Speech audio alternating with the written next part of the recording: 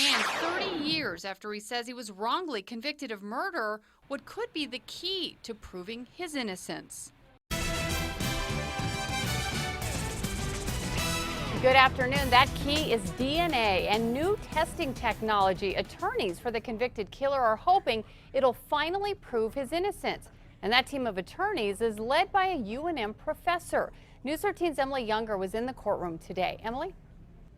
Well, Kim, Jacob Duran was convicted of killing a woman in 1986. Now, nearly 3 decades later, his case is getting another look.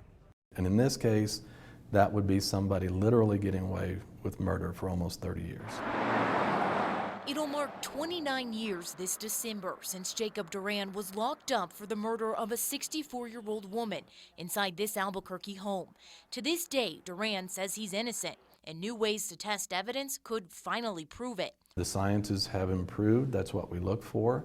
And as we told the court, certainly that would be helpful for us. Duran's attorneys, who are part of the New Mexico Innocence and Justice Project, reviewed decades-old cases looking at questionable convictions. Today in court, they asked a judge to look at Duran's case again, this time using new technology to test DNA evidence from the crime scene, specifically the victim's fingernails and the hair found on her body.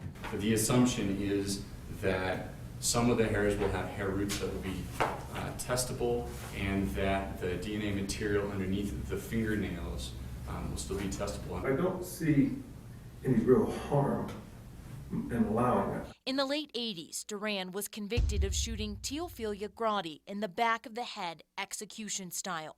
Duran had done yard work for the woman. An eyewitness told detectives Duran looked like the man he saw jumping the victim's fence the night of the shooting. Police never found the murder weapon. They did, however, find a hair on Grotti's body that was similar to Duran's. But his attorneys say the DNA testing back then is nothing like it is today. And now they'll get a chance to see for themselves and find out if Duran is as innocent as he claims. If that DNA comes back positive, we're done. This is over. If it does not, or if it shows another party present, then we can continue. Now, the fingernails and hair samples have been in sealed evidence bags since the murder in 1986. Today, the judge okayed the state lab to open them up. Back to you.